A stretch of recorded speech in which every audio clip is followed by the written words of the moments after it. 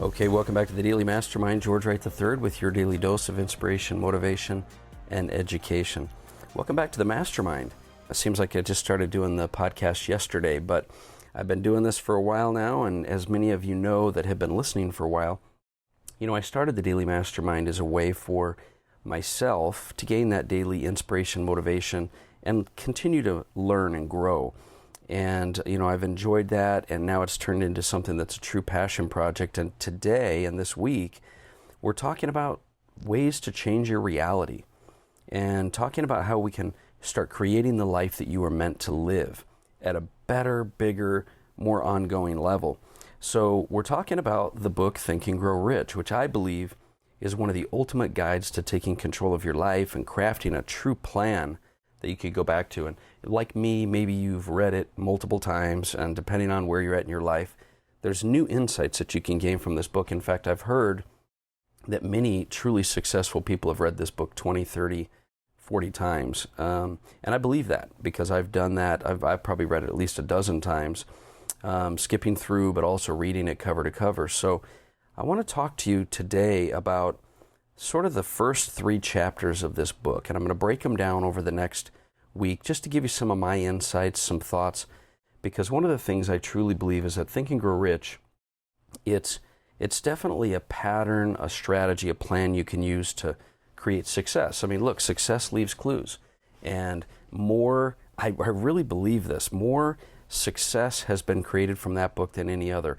After 80 years and over 100 million copies sold, outside the Bible, this book is literally one of the best-selling books of all time. Admittedly by many of the greatest leaders that we've heard of.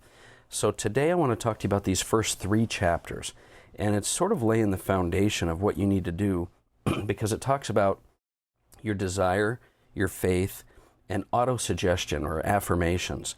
And I think there's a couple of quick thoughts I want to give you on these, and then I'll let you get going throughout your day.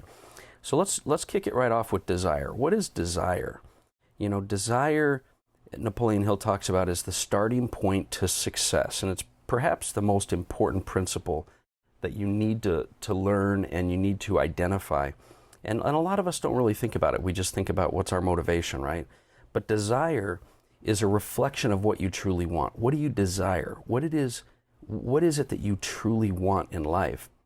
It's not just described as, because Napoleon Hill talks about it as a burning desire, it's not just the fuel you use, it's actually a reflection of what you ultimately want. And I'm here to tell you that if you desire it, you can achieve it.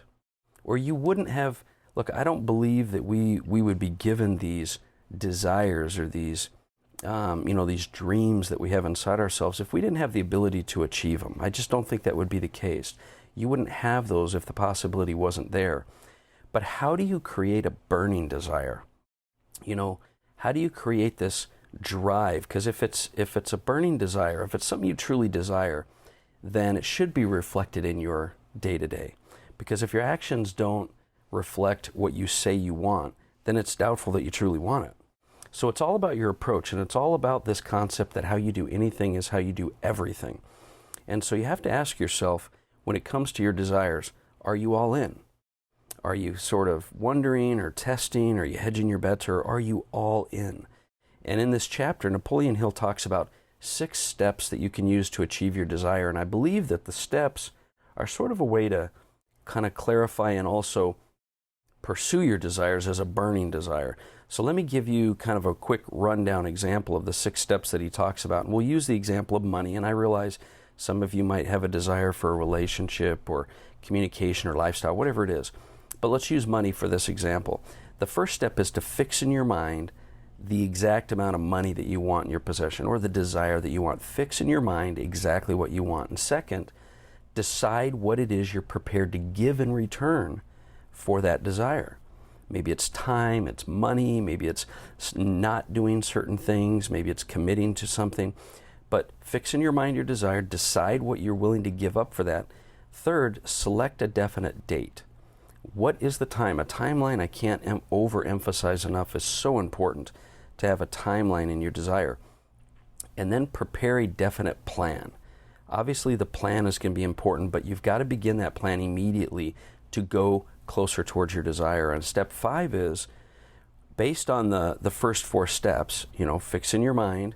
What are you going to give up? What's a date? And what's the plan? Write down a clear statement of exactly what it is. So in the case of money, write down exactly the money that you're going to get, the time that you're going to get it in, what you're willing to give up, and what you're going to do to get it.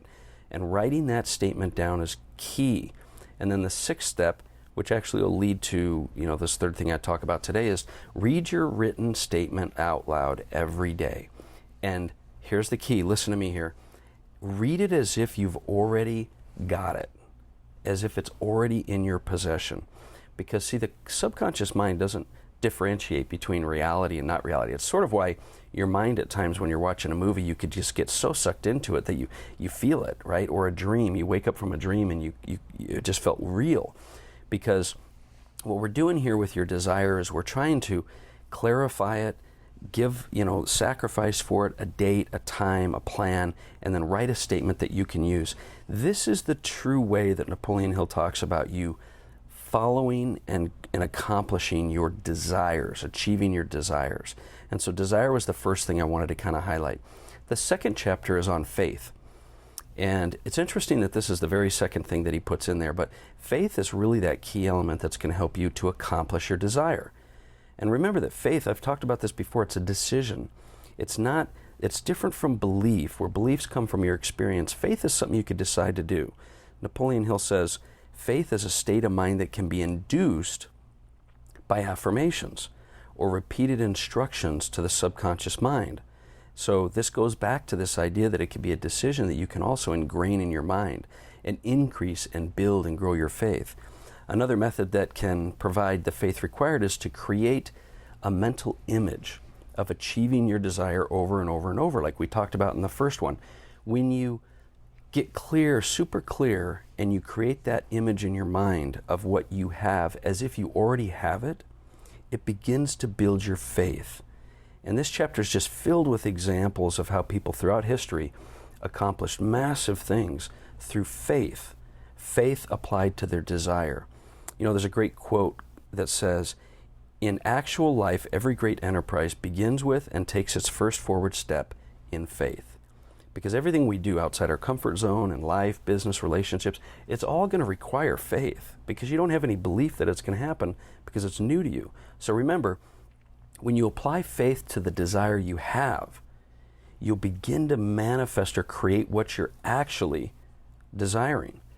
And that's the key. You have to apply. It's almost like faith is that fertilizer or water that's going to grow towards your desire. And it stems from what's deep inside you already. So just remember, you do have the talents. If you have inside you a desire or a dream that you want, just know that that is something that is going to be possible for you.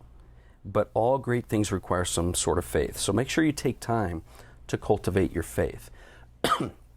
Now, the third chapter, this is the one on autosuggestion. It's probably one you've all heard about, or, affirmations is something you've thought of before, but I want to give you a different take on this. This is the way you can actually drill into your subconscious mind and get your subconscious mind working for you through repetition. The idea here is that you can concentrate your mind on what you desire so clearly and so often and repeatedly until you burn into your subconscious mind that it's a reality. And your subconscious mind is ultimately what's going to help you to create what you want, because this is something that, sometimes you'll have that inspiration or gut feeling or intuition. These things come from your deep desires and your subconscious mind. And so that's why you want to follow your gut sometimes, right?